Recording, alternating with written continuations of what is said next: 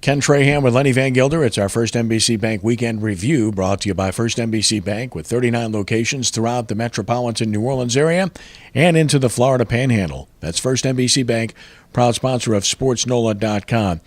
Well, the Saints played well enough to have a chance to win, but they did not do the things you must do to win, in particular on the road, which includes avoiding mistakes. And they made way too many critical mistakes, Lenny, in terms of penalties.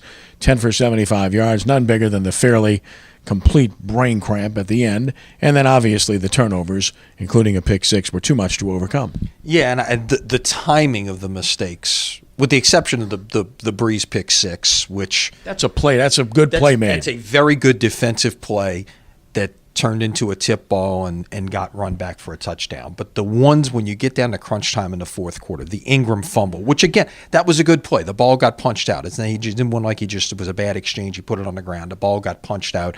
And then you mentioned the Fairley penalty, which again, we're seeing from afar and things like that. And it looks like Spencer Ware, to his credit, did a really good job of selling it at that point as well. But still, you just can't make that. You're away from the play. You can't make that mistake at that point. And like you brought up, the Saints were with if the penalty doesn't happen, the play ended up out of bounds. The Saints are going to get the ball back with 2 minutes down a field goal. Yeah. I'll take those chances. With Drew Brees behind center, you will take the chance on trying to go down, even with no timeouts. Go the length of the field, get yourself in field goal range, and a chance to possibly tie the game, or who knows, even go all the way in and win the game. Although, as we learned Sunday night, driving down and trying to kick a field goal to win the game is not a given. So it isn't. But again, the Saints moved the ball extremely well. Yardage was a true reflection of that throughout the game. So they did it against a good defense on the road, outdoors. The biggest plays were those two. The fumble by Ingram cannot happen regardless of the circumstances. That's an automatic 3 points at the very least.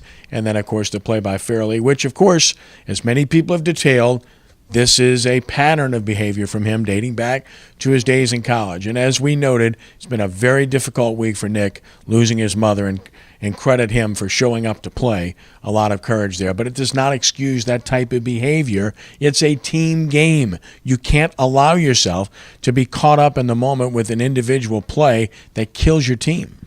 You're right. Very, very simply, you are right. And that's... you're going to look back on one mistake more so than the other. That's the one that's going to get magnified. Because you still had a chance. And it happened right at the end, in the last 2 minutes of the game. So that doesn't happen. Well, you like to see what the situation might have been. And look what else. The Falcons losing at home inexplicably after a big lead to San Diego. Was Mike Smith back coaching the Falcons? By the way, I was wondering, going for it on fourth down in your own territory in overtime brings back memories. Ridiculous. Brings back memories of Falcons Saints many years ago when they went for it, basically gifted the Saints the win in overtime at that point. But look, that's the thing. The Saints are still only one out in the loss column at 2-4 at this point. A huge one coming up, though, next Sunday with Seattle coming in here, who is arguably one of the 2 or 3 best teams in the league. Well, they're terrific defensively. And we said before this 2-game stretch, the Saints had to split them. So they're going to have to win this game against Seattle now to stay relevant. LSU's relevant under Ed Orgeron. All 3 victories by double digits. First time in the modern era that's happened for an LSU head coach. And this was impressive on so many levels. Ole Miss started out like a house of fire, like they always do, and then LSU settled the game down, dominated the line of scrimmage, and then made adjustments. So impressed with Dave Aranda as a coach and with his defense. And what was happening in that game is that Ole Miss makes slight adjustments at the line of scrimmage, and then they decide what to do. Dave Aranda's defense was countering the slight adjustments, and they were adjusting, and the result was a shutout in the second half.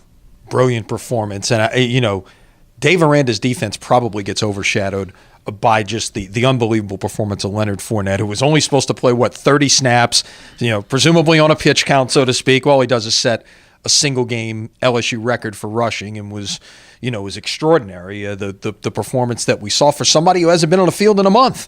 And, that's what we've come to expect. That was the Leonard Fournette we saw at the first half of last year. And obviously he has dealt with injuries. He hurt the ankle in camp. He's tried to come back on it, probably too quick a couple of times. Had to keep bouncing back from it. Has missed a total of 3 games. But man, I got to tell you that his performance alone was fun to watch. But just from from an X and O kind of thing, what Dave Aranda did in the second half to shut down that prolific Ole Miss offense was outstanding as well. Danny Edling, one bad throw, but other than that, he performed very well for LSU once again. And now they get the week off, and Fournette gets another week to heal, and then the big one with Alabama coming up. Obviously, the Crimson Tide are the best team in the country.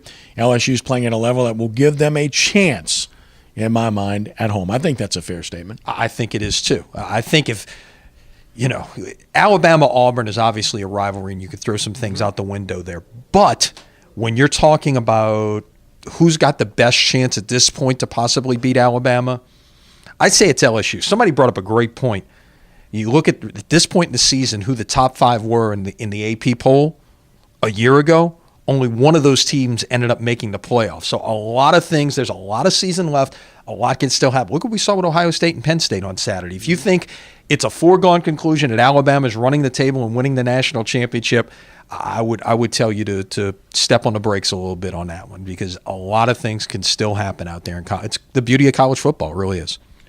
As for Tulane, a real setback. It's not that they lost. We kind of expected they'd lose in competitive fashion, and they were not competitive at Tulsa. Were for most of the first half.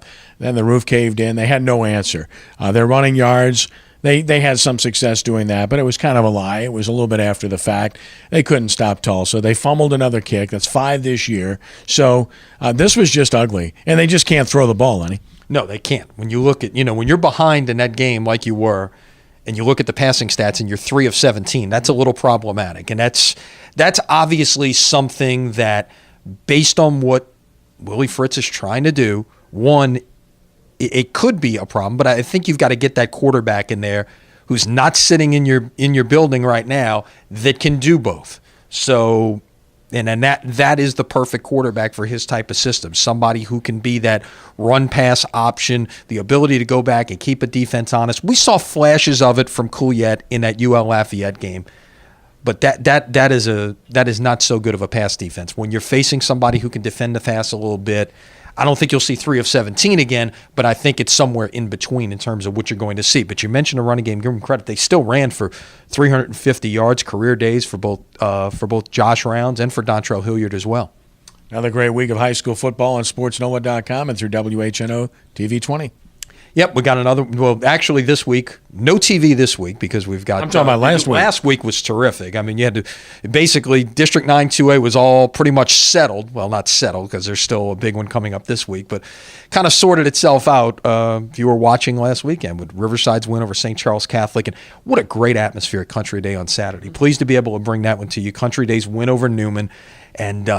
That was a lot of fun to be a part of. It was a picture-perfect day for football, a great crowd. Les East described it. It was a playoff-like atmosphere out there, and thanks to the people at Country Day for allowing us to be a part of that and bring it to you as well. Yeah, we had a lot of good stuff to bring you this past weekend. And as mentioned, coming up this week, no TV, but we'll have stream. We will have a stream Friday night from a meet, and it's a great non-district matchup. 2 of the best teams in the state.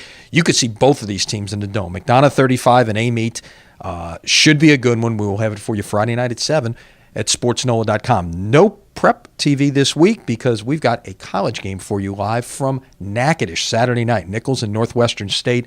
Big Southland Conference game Saturday night at 6, live on WHNO TV 20.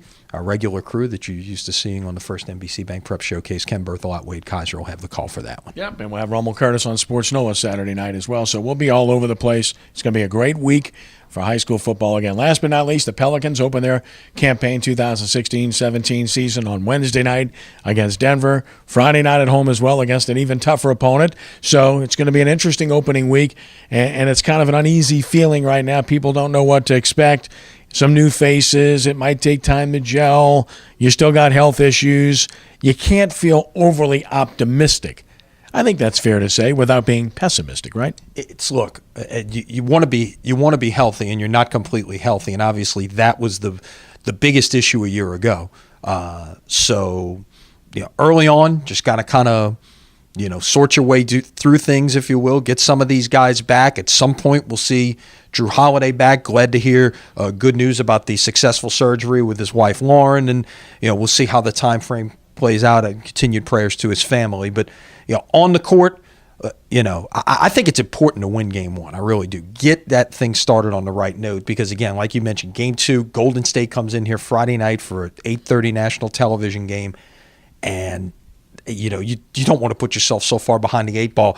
They never recovered from a year ago with that slow start, so you need to win the games that you can win, and it starts with Wednesday night. That's our First NBC Bank rundown for the weekend, our recap of what happened and what's to come this week. So we hope you enjoyed it. It's brought to you by First NBC Bank with 39 locations throughout the New Orleans area and beyond. That's First NBC Bank, proud sponsor of SportsNOLA.com. Have a great week. See you later this week. You have a great week as well. Until later in the week, Ken Trahan for Lenny. God bless you.